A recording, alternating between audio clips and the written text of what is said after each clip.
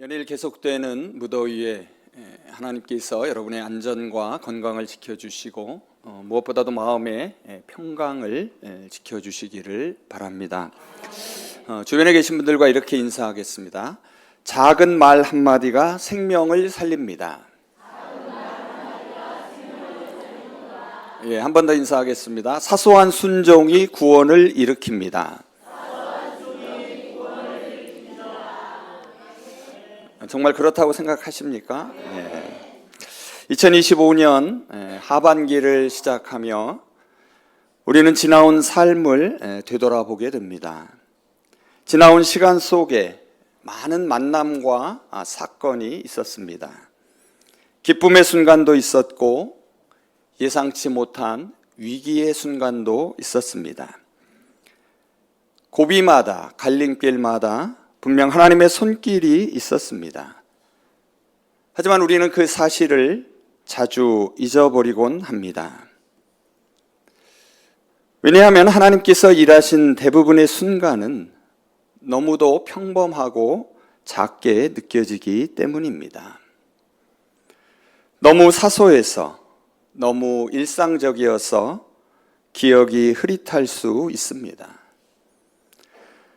하지만 분명한 것은 그 모든 것들을 통하여 하나님은 지금 우리를 여기까지 인도하셨습니다. 여러분, 영화 좋아하십니까? 지금 무명이라는 영화가 천안 불당동과 청당동에서 절찬리에 상영 중에 있습니다. 일제강점기에 이름 없이 조선의 복음을 전한 일본인 선교사의 이야기입니다. 오늘 본문에도 이름이 있지만 알려지지 않은 무명의 사람들이 등장합니다. 그런데 놀랍게도 이 평범한 사람들을 통해 한 사람의 생명이 구원받는 놀라운 일이 일어납니다. 그 구원받은 주인공은 나아만이라는 사람입니다. 오늘 본문 1절을 보시면 나아만을 이렇게 소개하고 있습니다. 그는 아람 왕의 군대 장관이며 그의 주인 앞에서 크고 존귀한 자요 큰 용사였다. 나아만은 당시 아람 제국의 국방부 장관이라고 할 수 있습니다. 명예와 권세, 사람들의 존경을 한 몸에 받는 사람이었습니다. 하지만 그 화려한 묘사의 마지막에 짧은 한 문장이 그의 인생을 송두리째 바꾸어 놓습니다. 그러나 그는 나병 환자였다. 그 한 문장이 그 앞에 모든 것들을 집어 삼킵니다. 당시 나병은 오늘날로 치면 치료 불가능한 말기 암과 같은 병입니다. 권력도 부도 명예도 이 병 앞에서는 아무 소용이 없습니다. 삶의 정점에 서 있던 그에게 시한부 선고는 마치 사형 선고와도 같았습니다. 그런데 나아만의 인생은 다시 한번 놀랍게 뒤바뀝니다. 오늘 읽은 마지막 14절을 보시면 그의 살결이 어린아이의 살처럼 회복되어 깨끗하게 되었다라고 말합니다. 죽음에서 생명으로 완전한 인생 역전이 일어난 것입니다. 그리고 이 인생 역전의 드라마에는 이름 없는 사람들이 등장합니다. 그들의 말 한마디, 작은 행동 하나가 모여 그의 생명을 살리는 기적을 일으킵니다. 첫 번째 인물은 오늘 본문 2절에 등장하는 무명의 어린 소녀입니다. 나아만의 집에 이스라엘에서 포로로 붙잡아온 한 소녀가 있었습니다. 그저 시중드는 여종일 뿐이지만 그녀는 나아만의 병세를 듣고서 이렇게 말합니다. 우리 주인이 사마리아에 계신 예언자를 찾아가신다면 그가 틀림없이 그 병을 고쳐 주실 것입니다. 그녀는 침묵하지 않았습니다. 적국의 장군을 향한 증오도 두려움도 자신의 낮은 처지도 그녀의 입을 막지 못했습니다. 그녀는 생명을 살리는 말, 희망을 심는 말을 전합니다.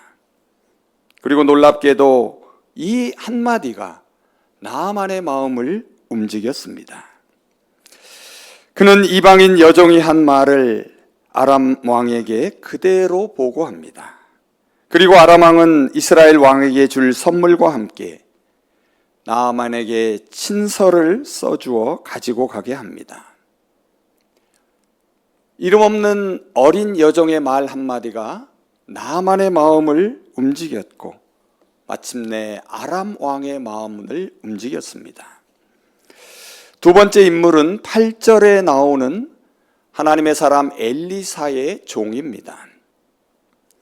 이스라엘 왕은 아람 왕의 편지를 읽고서 자신의 옷을 찢습니다. 그리고 이렇게 탄식합니다. 내가 사람을 죽이고 살리는 신이란 말인가? 이스라엘 왕은 절망하며 두려워합니다.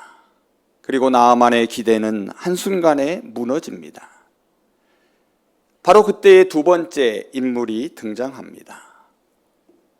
이름 없이 사환으로 불리는 사람입니다. 그는 하나님의 사람 엘리사의 말을 이스라엘 왕에게 대신 전합니다. 당신은 왜 옷을 찢으셨습니까? 그 사람을 나에게 보내십시오.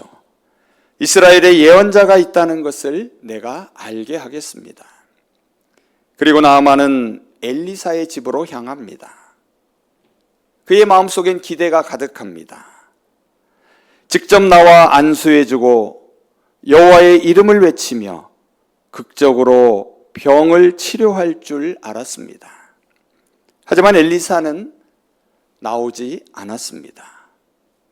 그저 그의 사환을 통해 이렇게 말합니다. 요단강에 가서 7번 몸을 씻으십시오. 그러면 깨끗해질 것입니다. 그의 기대는 무너졌습니다. 자존심은 상했습니다. 나아만은 분노하기 시작합니다. 내가 생각한 방식이 아니라는 것입니다.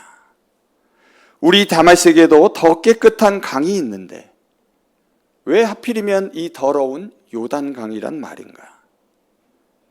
여기서 나아만은 또 한 번 선택의 기로에 섭니다. 처음은 외부의 오해와 절망 때문이었다면 지금은 자신의 자존심이 만든 위기입니다. 마지막 세 번째 인물은 13절에 등장하는 나아만의 부하들, 그의 종들입니다. 그들도 이름이 없습니다. 하지만 그들은 진심 어린 말로 주인 나아만을 설득하기 시작합니다. 장군님, 예언자가 더 어려운 일을 시켰더라면 그 일도 하셨을 겁니다. 하물며 단지 몸을 씻으라는 말씀인데 왜 못하겠습니까? 이 단순한 말 한마디가 나아만의 마음을 뒤흔듭니다. 그는 결국 요단강으로 내려가 7번 몸을 씻습니다. 그리고 놀라운 기적이 일어납니다. 오늘 본문 14절은 이렇게 기록하고 있습니다. 그의 살결이 어린아이처럼 회복되어 깨끗하게 되었다. 이름 없는 사람들의 작고 보잘것없는 말과 행동이 한 사람을 죽음에서 생명으로 이끌었습니다. 오늘 말씀의 메시지는 단순합니다. 사소한 것이 우리를 살립니다. 하찮아 보이지만 순종 속에 기적이 있습니다. 말 한마디, 손 내밈의 하나, 순종의 한 걸음이 사람을 살릴 수 있습니다. 나아만은 그 순종을 통하여 새로운 생명을 얻었습니다. 그리고 그 순종의 출발점은 이름 없는 사람들의 용기와 관심과 사랑이었습니다. 이제 말씀을 정리해 보겠습니다. 오늘은 맥주 감사 주일입니다.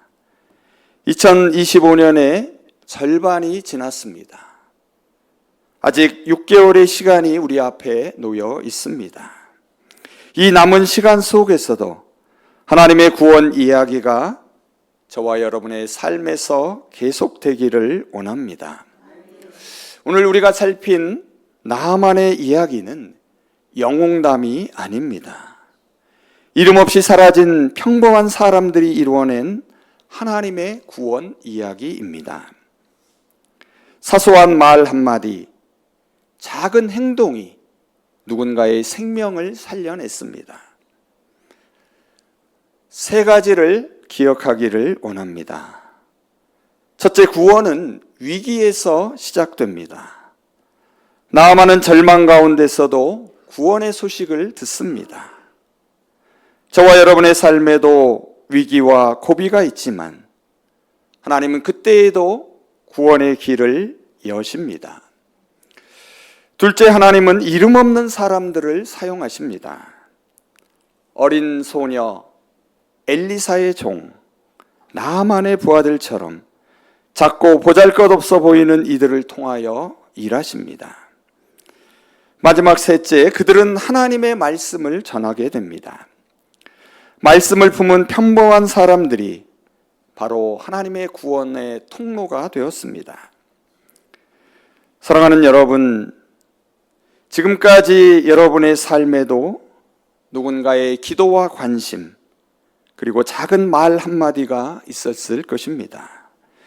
그것이 바로 지금의 우리를 만들었고 여기 이 자리에 우리를 있게 했습니다. 이제는 우리가 나만이 아니라 하나님이 이름 없이 쓰시는 한 사람들이 되기를 원합니다. 여러분의 조용한 말 한마디, 작은 친절, 짧은 기도, 그리고 사소한 순종을 통하여 하나님께서 누군가의 삶을 살리십니다. 오늘부터 사랑으로 입을 열어 복음을 전할 때에 하나님은 하나님의 구원의 역사를 이루어 가실 것입니다. 여러분은 지금 누군가의 삶 속으로 보내진 이름 없는 사람들입니다. 우리의 조용한 외침과 사소한 순종이 결국 생명을 살립니다. 2025년 하반기에 하나님께서 여러분을 통하여 새로운 구원의 이야기를 써가기를 간절히 소망합니다. 기도하겠습니다. 2025년 하반기를 시작하게 하신 하나님, 절망의 순간에도 구원의 길을 여시고 이름 없는 사람들을 통하여 생명을 살리심을 찬양하며 감사를 드립니다. 이름 없는 이들의 순종을 통하여 구원을 이루셨듯 저희도 누군가의 삶에 구원을 여는 통로가 되게 하여 주시옵소서. 세상의 시선에서는 작고 평범해 보여도 하나님의 뜻을 전하는 도구로 살아가게 하시고 저희의 말 한마디, 짧은 기도, 작은 순종 위에 성령의 바람이 불게 하시어서 누군가의 어두운 삶에 생명의 빛이 되게 하여 주시옵소서. 예수 그리스도의 이름으로 기도합니다. 아멘.